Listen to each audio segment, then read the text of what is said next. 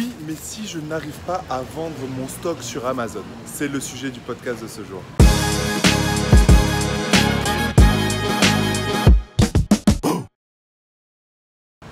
Salut à toi et bienvenue sur ma chaîne YouTube où je parle d'e-commerce, web marketing et mindset. Aujourd'hui, on va parler de quelque chose que je reçois assez fréquemment par message.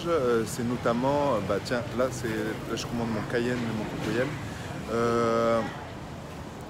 Un message que je reçois régulièrement, c'est oui, mais j'achète mon stock, mais si je ne le vends pas, je vais perdre de l'argent, etc. Dites-vous une chose, c'est que si moi personnellement, je préfère déjà acheter du stock pour le vendre plutôt que payer de la publicité Facebook pour peut-être vendre. Déjà, ça c'est quelque chose d'important et c'est quelque chose qui, selon moi, fait une grande différence.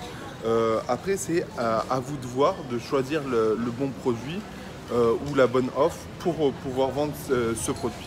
Encore une fois, voilà, il existe des tas de logiciels pour Amazon pour trouver des produits gagnants.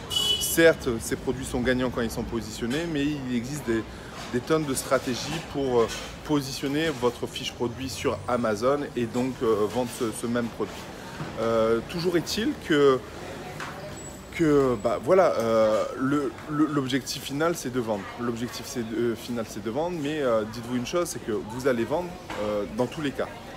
À quel rythme on ne sait pas au début, ou à quel rythme vous allez vendre, parce que tout va dépendre du positionnement de cette même fiche produit.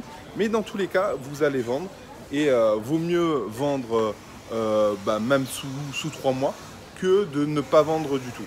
Après, voilà, c'est pour ça que je privilégie le fait qu'on n'ait pas beaucoup de quantité dès le départ pour pouvoir vraiment se concentrer sur la gestion de flux de réapprovisionnement.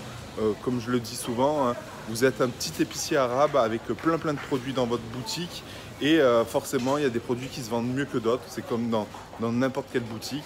Et du coup, après, c'est une question de flux de réapprovisionnement et de gestion de ce flux tout simplement. Donc voilà, tout ça pour vous dire que oui, tu vas acheter du stock, oui, tu vas le vendre, ça c'est une certitude aussi. Du moment que tu as les bons process en place, il n'y a pas de raison, parce qu'aujourd'hui il existe des dizaines de leviers de visibilité pour vendre tes produits sur Amazon. Et d'ailleurs, j'ai créé un webinaire où je te liste ces leviers de visibilité, où je t'en parle, etc.